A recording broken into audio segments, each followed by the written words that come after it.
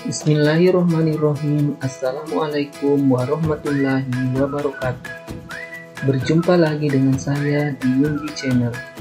Pada kesempatan kali ini kita akan belajar bersama materi pengolahan data, submateri macam-macam data bagian kedua. Pada pertemuan sebelumnya kita sudah belajar bersama tentang dua jenis data, yaitu data berdasarkan susunannya dan data berdasarkan sifatnya.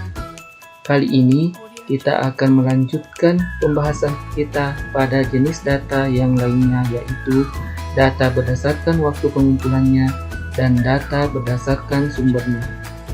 Baiklah, tanpa berlama-lama lagi, kita masuk pada jenis data yang ketiga, yaitu data berdasarkan waktu pengumpulan.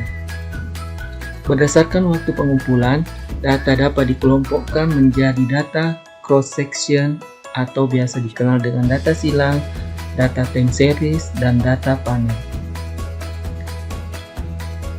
Data cross-section atau data silang adalah data yang dikumpulkan dalam satu periode tertentu yang mengacu pada data yang dikumpulkan dengan mengamati banyak hal, seperti perorangan, perusahaan, atau negara, atau wilayah, pada titik waktu yang sama atau tanpa memperhatikan perbedaan waktu.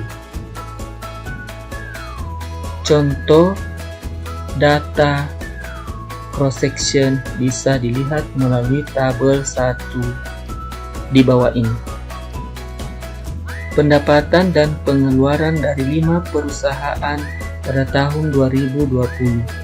Perusahaan A memiliki pendapatan 50 miliar dengan pengeluaran 36 miliar. Perusahaan B memiliki pendapatan 27 miliar dengan pengeluaran 20 miliar. Perusahaan C memiliki pendapatan 35 miliar dengan pengeluaran 26 miliar. Perusahaan D memiliki pendapatan 46 miliar dengan pengeluaran 40 miliar. Perusahaan E memiliki pendapatan 30 miliar dengan pengeluaran 20 miliar. Nah, inilah yang merupakan contoh data cross-section. Selanjutnya, kita masuk ke data time series. Data time series adalah data yang terdiri dari satu objek namun terdiri dari beberapa waktu periode, seperti harian, bulanan, triwulan, dan tahunan. Contoh, data tahunan pendapatan dan pengeluaran terhadap perusahaan aneka dalam periode 2015 sampai 2020. Data ini nantinya akan diamati tren atau pola perubahannya dari tahun ke tahun secara berurutan, sehingga data ini dikatakan sebagai data historis atau runtun waktu. Pola perubahan atau tren pada waktu-waktu lampau tersebut akan dapat digunakan untuk mengestimasi pola perubahan pada tahun-tahun atau waktu mendatang. Nah, sekarang kita perhatikan tabel kedua di bawah ini. Pendapatan dan pengeluaran perusahaan aneka dalam periode 2015 sampai 2020. Tahun 2015, pendapatan perusahaan aneka mencapai 26 miliar dengan pengeluaran 20 miliar. Pada tahun 2016, perusahaan aneka memiliki pendapatan 30 miliar dengan pengeluaran 27 miliar. Pada tahun 2017, perusahaan aneka memiliki pendapatan 28 miliar dengan pengeluaran 25 miliar. Pada tahun 2018, perusahaan aneka memiliki pendapatan 32 miliar dengan pengeluaran 26 miliar. Pada tahun 2019, perusahaan aneka memiliki pendapatan 35 miliar dengan pengeluaran 30 miliar. Pada tahun 2020, perusahaan aneka memiliki pendapatan 37 miliar dengan pengeluaran 32 miliar. Nah, inilah merupakan contoh dari data time series.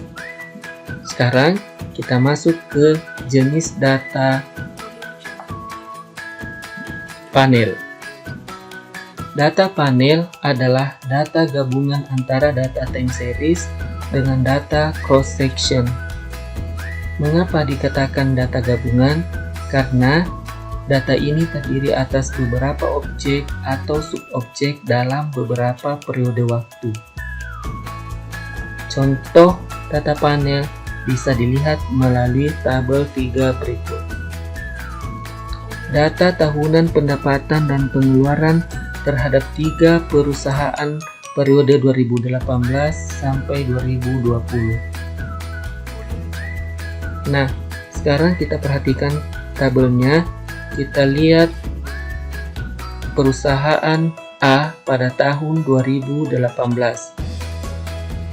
Pendapatannya mencapai 24 miliar dengan pengeluaran 20 miliar. Pada tahun 2019, pendapatannya mencapai 23 miliar dengan pengeluaran 22 miliar. Pada tahun 2020, pendapatannya mencapai 25 miliar dengan pengeluaran 23 miliar. Nah, dapat kita lihat bersama bahwa perusahaan A memiliki pasang surut pendapatan dari tahun ke tahun. Nah, sekarang kita melihat perusahaan B. Pada tahun 2018, pendapatannya mencapai 30 miliar dengan pengeluaran 24 miliar.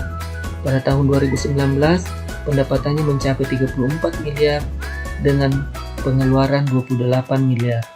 Pada tahun 2020, pendapatannya mencapai 36 miliar dengan pengeluaran 29 miliar.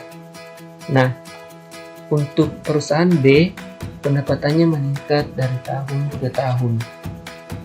Nah, sekarang kita masuk ke perusahaan C. Pada tahun 2018, pendapatannya mencapai 32 miliar dengan pengeluaran 30 miliar.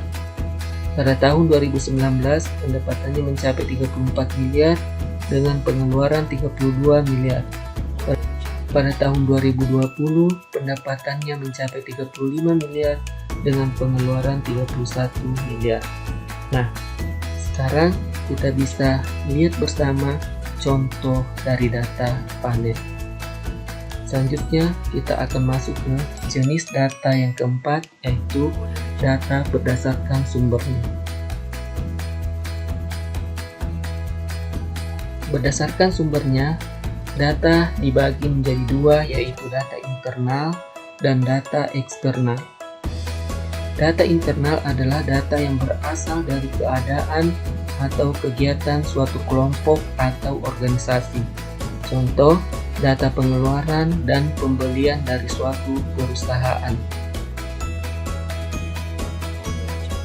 Data eksternal adalah data yang bersumber dari luar suatu kelompok atau organisasi.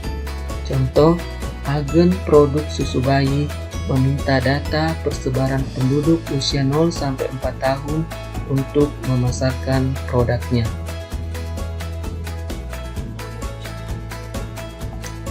Nah, itulah tadi pembahasan kedua jenis data yang lainnya. Jadi, sampai di sini dulu perjumpaan kita. Sampai ketemu di pembahasan materi yang selanjutnya. Assalamualaikum warahmatullahi wabarakatuh.